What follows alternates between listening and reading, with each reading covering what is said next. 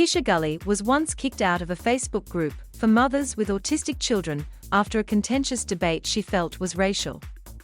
Over and over, she clashed with the white-dominated groups she'd sought out for support as a new mom. So Gully, who is Afro-Latina, started her own parenting blog and social media accounts.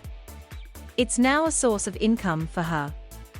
The multi-billion-dollar world of sleep training guides, toddler activity ideas, breastfeeding tips, and all things parenting has traditionally been overwhelmingly white.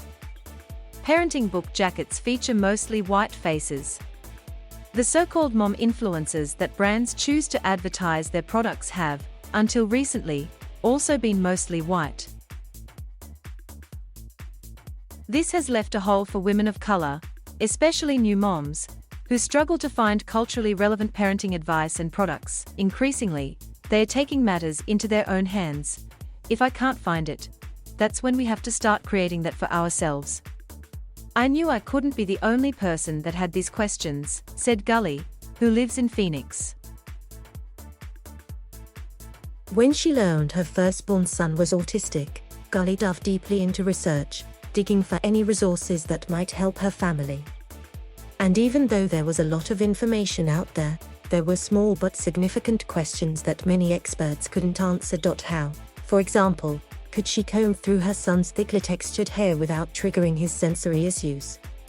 What's a good sunscreen to use on dark skin that doesn't leave white residue?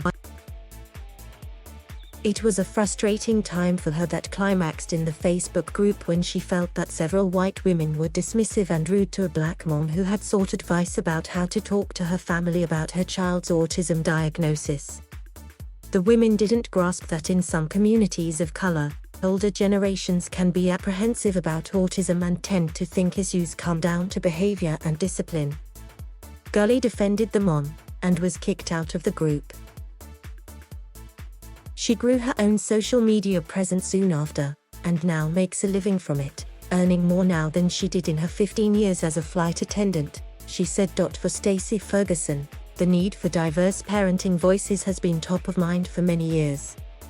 She struggled to find online forums and communities that resonated with her experiences as a black mother. Ferguson, a lawyer by training who is now a business owner, founded Blogalicious, an organization and annual conference that helped women of color monetize and grow their blogs. 12 years ago. The first Blogalicious conference drew 177 people. By the time Ferguson decided to shut them down in 2017, 500 people attended each year. There really was like this feeling of magic in the room.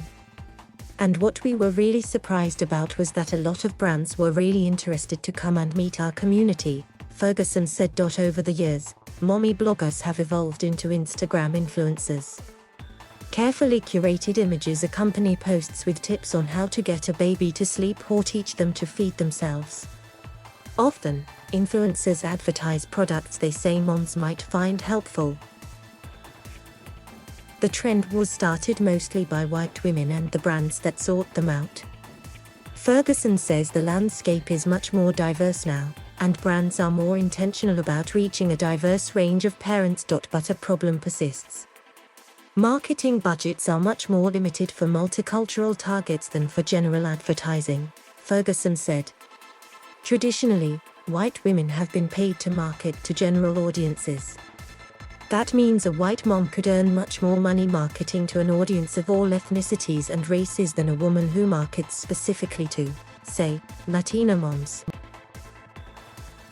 It's still that archaic way of looking at marketing, Ferguson said. The brands and the agencies that understand are making progress. The issue is that there's still so many that are behind. There's no consensus on just how much brands and companies spend on advertising or sponsoring through mom influencers, but several marketing experts said it's in the billions each year. Brands are just now catching up to the Latino and Black American markets, said Larry Kiegeris, a professor of marketing at Lubin School of Business at Pace University. Kiegeris said the parenting influencer world has been dominated by white women because they've been the majority in the past, but that he's increasingly seeing Latinas, Black and Asian American women joining the sphere. It's like a chicken and an egg situation. Marketers want to spend money on Latino influencers, but you have to find them. There's not as many as you might think, Kiegris said. Jacqueline Hernandez Lewis of Long Island, New York, began blogging 9 years ago as a law student and military wife seeking a community. After she became a mom, Hernandez Lewis, 33, wanted to find a space where Latinas and other moms of color felt empowered. When she went back to work after her first child, she struggled to adapt and wanted to find a way to spend more time at home while still earning income. She now has 3 little ones. Hernandez Lewis earned $25 from her first sponsored post. Now, she earns anywhere between $700 to $3,000 per post, while also working full-time. Her recent Instagram posts feature ads for a line of Spanish-language books being republished by Disney Books, for a popular brand of baby wipes, and for Poise, which makes pads that postpartum women can use. For Hernandez Lewis, it's important that women of color have an online community and are represented, but it's just as crucial that they reap the rewards of their buying power. We deserve to be represented on the business side.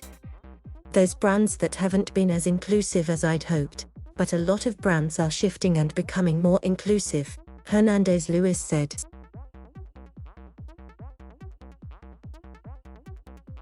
Thank you for watching. Please subscribe.